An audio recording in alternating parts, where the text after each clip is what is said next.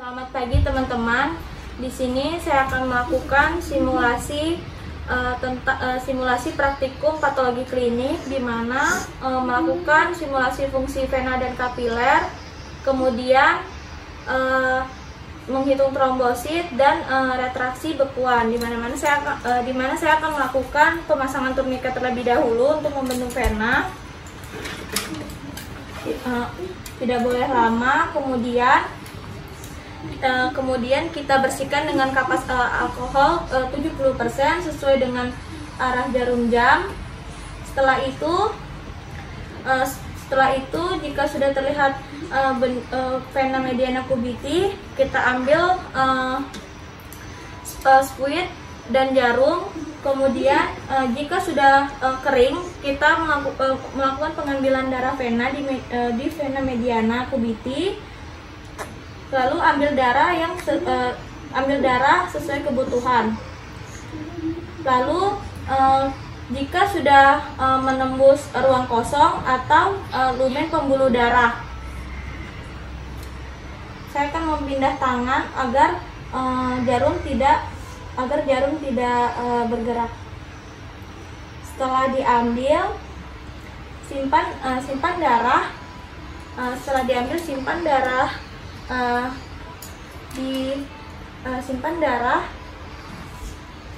di dalam vakum.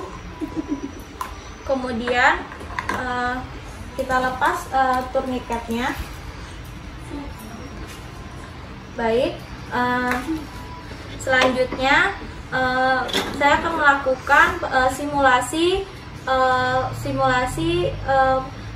pengambilan fungsi kapiler, di mana bisa dilakukan pada jari kedua, ketiga, dan keempat. Tapi saya melakukannya pada jari ketiga, di mana kita bisa melakukan pemijitan terlebih dahulu atau masas. Lalu kita bersihkan dengan kapas alkohol sesuai arah jarum jam. Lalu tunggu sebentar hingga kering. Kemudian kita ambil lancet. Lalu kita melakukan penusukan. Untuk penusukan yang benar seperti ini. Kemudian kita tusuk. Kemudian untuk darah yang pertama kita boleh hapus. Kemudian untuk darah yang kedua kita bisa gunakan sebagai pemeriksaan. Untuk mikroskop di sini untuk mikroskop itu diafragmanya ditutup, kemudian kondensornya diturunkan. Nah, selanjutnya setelah menurunkan kondensor, lalu dengan pembesaran 10 kali, kita dapat melihat kamar hitung seperti ini. Baik, setelah di sini kan ada kotak besar. Nah, di sini kan ada kotak-kotak besar. Kotak-kotak besar. Kemudian kita akan fokus pada tengahnya saja. Nah, setelah kita fokus pada di tengahnya, kita akan lalu kita perbesar lagi yang ini di tengah ini dengan pembesaran 40 kali.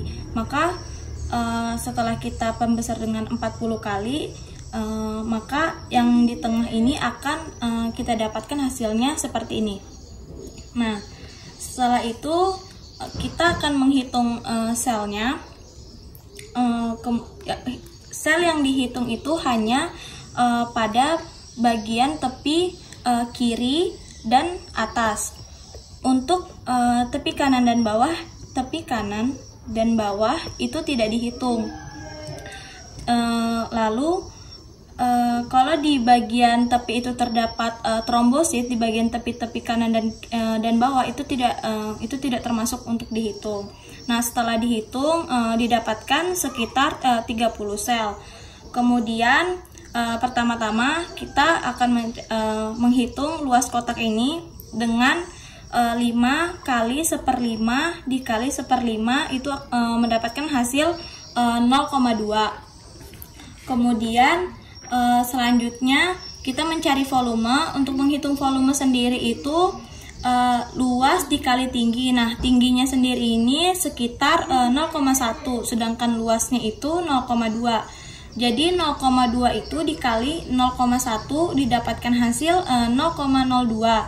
Selanjutnya mencari faktornya, di mana faktor ini 1 per volume dikali pengenceran. Nah, tadi kan sudah dapat dengan menggunakan 0,5 kan. Itu berarti pengencerannya 200 kali. Artinya 1 per 0,02 itu dikali 500 didapatkan hasil 10.000. Jadi faktor untuk percobaan ini itu 10.000 dan sudah dihitung tadi sekitar 30 sel kan trombositnya, berarti 30 sel ini dikali faktor. Nah, faktor yang didapat tadi kan 10.000, berarti 30 sel itu dikali 10.000 didapatkan hasil 300.000. Dan trombosit dengan nilai 300.000 itu termasuk normal, karena range dari trombosit normal itu sekitar 150.000 sampai 400.000. Selanjutnya saya akan menghitung trombosit, di mana menghitung trombosit ini menggunakan menggunakan pipetoma, di mana pipetoma itu ada dua jenis. Ada yang bijinya berwarna merah, ada yang bijinya berwarna putih. Nah, biji yang berwarna merah itu untuk menghitung eritrosit dan trombosit. Kemudian yang bijinya putih itu untuk menghitung leukosit. Karena kita akan menghitung trombosit, jadi kita menggunakan pipet yang bijinya itu merah. Nah, lalu kita ambil spesimen yang ingin kita gunakan atau yang kita uji, lalu kita yang sudah berisi trombosit, lalu kita hisap sampai batas 0,5. Kemudian jika sudah kita hisap sampai batas 0,5, lalu kita gunakan amonium oksalat 1%. Kenapa kita menggunakan amonium oksalat? Karena amonium oksalat itu mampu untuk melisiskan eritrosit. Nah, setelah kita ambil reagen amonium oksalatnya, kita hisap sampai batas 101. Setelah itu, karena kita menggunakan batas 0,5, artinya kita gunakan pengenceran itu 200 kali. Lalu setelah kita sudah melakukan pengambilan 200 kali, kita ambil hemositometer, lalu kita teteskan sedikit demi sedikit, sedikit saja ya, karena kalau kebanyakan takutnya akan mengubah volumenya. Jadi kita biarkan dia sendiri itu merambat. Setelah itu kita hitung menggunakan mikroskop. Retraksi bekuan, dimana untuk alatnya semprit yang sudah berisi trombosit, kemudian lalu ada alat sentrifuge berskala yang sudah dimasukkan lidi. Kemudian semprit kita buka jarumnya. Lalu kenapa kita buka? Karena kalau kita tidak membuka akan beresiko melisiskan. Kemudian kita dimasukkan ke alat sentrifuge berskala. Kemudian kita tunggu hingga 3 jam. Setelah kita tunggu 3 jam, kita ambil lidi yang sudah kita masukkan tadi.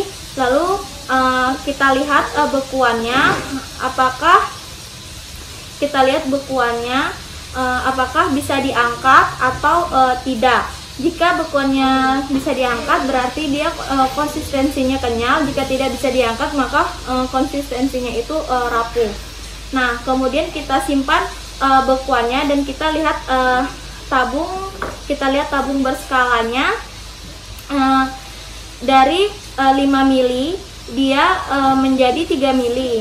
Kemudian lalu kita masukkan ke dalam mesin sentrifuge, tunggu dan lihat terdapat bekuan 1 cc dan serumnya itu sisa 2 mili. Kemudian kita hitung persennya. Untuk menghitung persennya sendiri, di sini kita 2/5 itu dikali 100%, maka hasil yang didapat itu 40%.